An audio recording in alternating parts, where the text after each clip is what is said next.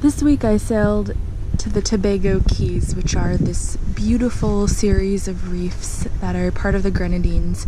It's a protected marine park, which means you have to pay a very small fee to anchor there, but it also means that the waters are crystal clear, there's abundant fish life because you're not allowed to hunt or fish in the Cays at all. Basically, it's surrounded by a big reef called Horseshoe Reef, which protects the whole of the Cays. And then once you get behind that reef, you have the sea breeze, but you're protected from swell, which is my favorite kind of spot to anchor. And it's also wide open to the east, so I got sunrises instead of sunsets, which was also a nice change. There was great snorkeling, and best of all, there were turtles everywhere. You couldn't help but see them every time you were out in the cockpit. There would always be one poking its little head up. I had an amazing time with some friends that I met along the way, also sailing on a boat. We did a bunch of exploration and snorkeling together, and it was truly one of the most beautiful places for wildlife that I've seen so far. Exploring alone is always fun, but once you find a good group of people, exploring with friends can be a million times more exciting. It's always easier to meet and hang out with locals when you're with more than just yourself.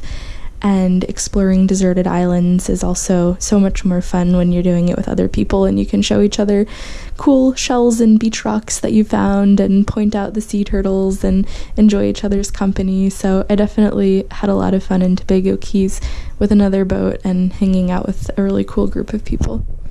Sea turtles are definitely probably many people's favorite marine creature, or maybe one of the top ones, and definitely for me too. I love seeing these little dudes. But something that is sort of sad, but also I can't fault them because it's part of their culture, is that, sea turtles are still caught and eaten. And just yesterday I was hanging out on the beach and I saw a fishing boat come in, and they had a huge turtle. It was probably, like a 2-foot long shell, and they were holding it by the flippers and dragging it upside down up the beach because turtle season just opened and they were going to eat it. And I don't have a problem with people doing what they're gonna do when it's their local customs and traditions, and often if there's some weird meat that they eat somewhere that I have never been before, I'm the first one to try it. But just seeing that poor little turtle being dragged up the beach really it made me sad. After the Tobago Cays, I sailed to Canouan, which is another small island that's sort of in the southern Grenadines, a little bit north of the Cays. I arrived in Canouan in the afternoon and anchored in the mooring field and was met by the local boat guy who comes around and sells moorings and sells water, and he introduced himself to me. He was really friendly. And then that night I went to sleep, and at about 3:30 in the morning I woke up because I heard yelling, really angry yelling, a lot of men's voices, and I thought, oh my god, the boat next to mine is being broken onto. It was right next to me.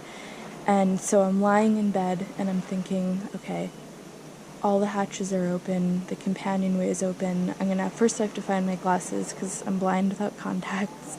Then I'm gonna have to close all the hatches, and I can't actually lock my boat from the inside, so I was thinking, okay, I'm gonna get my drill, I'm gonna get a piece of wood, and I'm gonna screw the hatch closed to the weatherboard so that I'm physically locked in, and then try to find a place to hide where you can't see me from the port lights. And this all went through my head in the course of 30 seconds. So I'm stumbling around my boat trying to find my glasses. I didn't want to turn a light on because I didn't want to draw attention to my boat, but I also knew that the boat next to me was a big catamaran, and there was another catamaran on the other side, and then a sloop. So I figured, if there's a lot of people on those boats, if something happens, I can yell and hopefully they'll come save me. So I popped my head out of the hatch to see what was going on, and I saw all these lights in the water. And then I looked harder and I noticed the lights were actually on the beach. I wasn't anchored super far from the beach, but I thought, alright, it must be a locals fight. They're not going to swim their way across the harbor onto my boat, so I think I'm safe. So I laid back down in bed, but there was no way that I was going to get to sleep now because they were still yelling. And then the yelling turned into an aggressor and someone who was getting beat up, and then horrible screams of agony from the person who was getting beat up. And then this ended at around 4:30 in the morning when I was finally able to go to sleep. I woke up the next morning and was out eating breakfast, and I saw this boat guy came by again. I was like, John, what's going on? Like, there was this crazy noise last night. I have no idea what it was. And he was like, oh yeah, that was me. And I was like, wait, what? And it turns out that there's been a guy in Kanawhan for the past year or two who's been sneaking onto boats and stealing from them, and the police won't do anything about it until he's caught red-handed. And John and his friends make their money from cruisers who come in and buy water and buy moorings and fish and whatever else they have to sell. So he decided to finally take matters into his own hands, and he's been staking out in his boat for the past couple nights. And he said, don't worry, when I saw you coming in on your boat by yourself, I kept a special eye on you last night to make sure that if this thief is coming, nothing bad happens to you. So he told me that the thief is completely naked and he swims out to the boat. So if he's naked, apparently it's like harder to catch him because you can't grab onto his clothes. And he just steals stuff, and if someone sees him, he jumps in the water and swims away. So John has been up all of these nights hoping to catch the thief in action. Sure enough, the night that I was there, he broke onto the boat right next to mine, and John saw him when he came out to the boat. So John starts his engine and drives over to the boat next to mine where the thief is, but the thief jumped in the water and started swimming away. So John drives after him in his Zodiac to try to catch him, and the thief started to try to climb aboard John's boat to disconnect the fuel line from the boat so that he could fight. John didn't want to fight him, so he had a knife and he was trying to get the guy to leave his boat and not attack him, and John yelled to get the attention of his friends. So the thief swims to the beach, but John's friend who owns the beach bar is waiting there for him.